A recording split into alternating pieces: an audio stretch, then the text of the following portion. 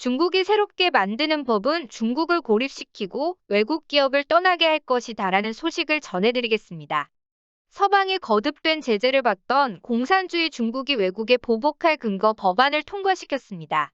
중국에 진출한 외국 기업들 사이에서는 희생양이 될 수 있다는 우려가 확산되고 있습니다. 중국 최고 입법기구인 전국인민대표대회 전인대 상무위원회는 이날 베이징 인민대회당에서 회의를 열고 반회국제 제법 등을 표결 처리했습니다. 지난 7일 2차 심의에 들어간 지 사흘 만입니다. 전인대 상무위는 통상적으로 법안을 3차례 심의하지만 이번에는 2번 만에 끝냈습니다.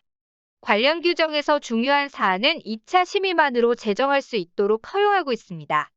공산당에서 정한 사안의 확인 도장만 찍는다고 해서 고무도장으로 불리는 전인대 통과는 이미 예정된 일이었지만 핵심은 그 속도와 은밀성이었습니다.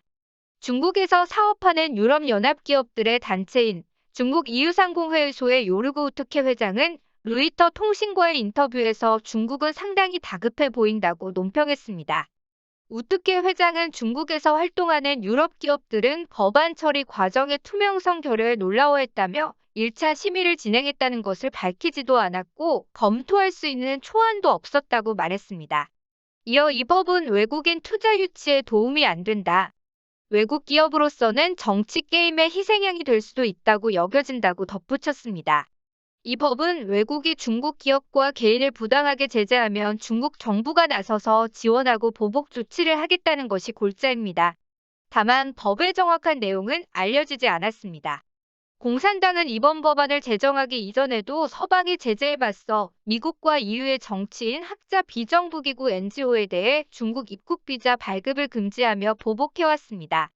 미국과 EU가 관련 법이나 행정명령에 근거해 중국 관리들을 제재한 것과는 대조적입니다. 그런 상황에서 서두른 기색이 역력한 근거 법안을 만든 데 대해 전문가들은 중국에 진출한 외국 기업을 길들이기 위한 의중으로 추측하고 있습니다.